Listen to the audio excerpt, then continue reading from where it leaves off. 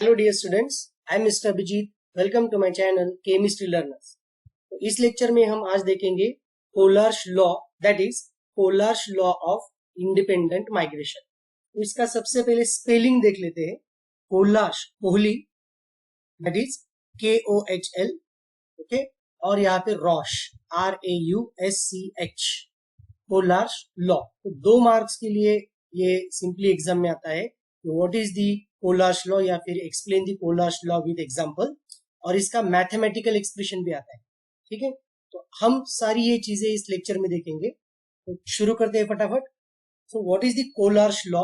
It is also called as polar's law of independent migration of ions. Independent, ये जो ions है सारे, ये सारे इंडिपेंडेंट है। Another thing that is migration, they are migrating from one place to the another place. ये law का statement पहले देखेंगे। At infinite dilution, each ion contributes independently to the total molar conductivity of electrolyte. Infinite dilution हम कर रहे हैं, total molar conductivity। अब ये ध्यान में रखो कि पोलार्स लॉ हम कहाँ पे यूज कर रहे हैं?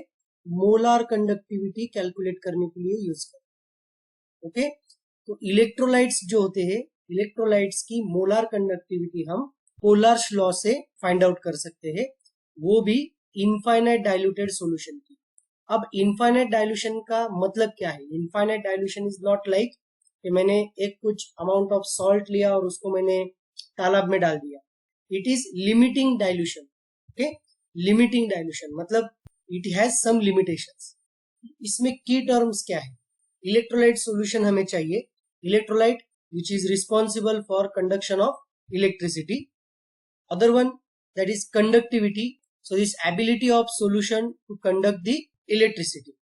Other one, that is molar conductivity, conductivity of 1 mole of solution, that is the cap m, या फिर इसे हम cap m भी कहते हैं, और it is also called as lambda m, that is molar conductivity.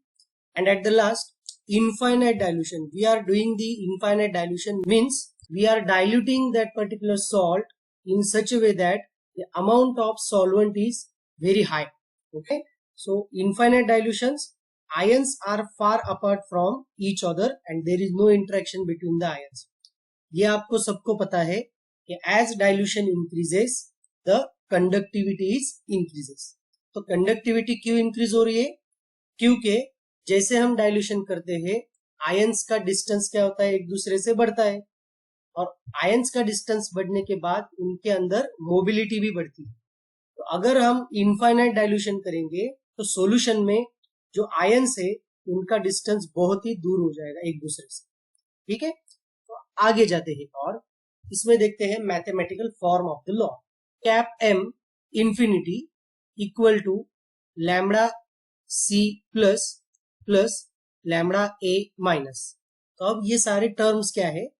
Cap m या फिर लैम्डा m एट इंफिनिटी, इसका मतलब है molar conductivity at infinite dilution. Lambda c plus मतलब contribution of cations, and lambda a minus it is the contribution of anions. अब जो expression मैंने आपको बताया था वो मैं आपको एक सिंपल एग्जांपल से बताऊंगा। ठीक है, तो मैं एग्जांपल लेता हूं, पहले एक्सप्रेशन देखेंगे। एक्सप्रेशन क्या है? Cap infinity molar conductivity is given by lambda cation A, okay, cation plus plus lambda anion minus। इसका एग्जांपल मैं लेता हूं, सपोज सोडियम क्लोराइड। अगर मैं सोडियम क्लोराइड को पानी में डालता हूं तो क्या होगा? ये डिसोसिएट होगा, डिसॉल्व होगा, और इससे बनेगा Na plus and Cl minus ions. जैसे कि मैंने यहाँ पे एक 50 ml का बीकर लिया है और इसको मैंने पूरा भर दिया है पानी से, और इसमें मैंने डाल दिया 1 ग्राम सोडियम क्लोराइड। तो यहाँ क्या होगा? सोडियम क्लोराइड का formation Na plus and Cl minus ions में हो जाएगा। अंडरस्टैंड? अब दूसरी केस लेते हैं। दूसरी केस है मेरे पास, जैसे कि मैंने ये बहुत बड़ा बीकर लिया है 2000 ml का, 2000 ml मतलब 2 लीटर अराउंड। इसमें भी मैंने क्या किया? 1 ही ग्राम लिया है सोडियम क्लोराइड। ठीक है, अब इसमें क्या होगा? देखो, इसमें फॉर्मेशन होगा सोडियम क्लोराइड के आयंस का, जो सोडियम प्लस और क्लोरीन माइनस के आयंस फॉर्म कर रहा है।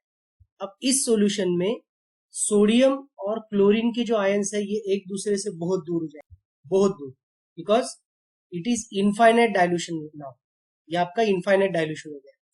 अब ये सोडियम प्लस के आयंस और क्लोरीन माइनस के आयंस इंडिपेंडेंटली उनका कंट्रीब्यूशन देंगे मोलर कंडक्टिविटी में। ओके, तो सोडियम के आयंस मूव हो रहे हैं और उनसे जो मोलर कंडक्टिविटी हमें मिल रही है वो रिकॉर्ड हो जाएगी।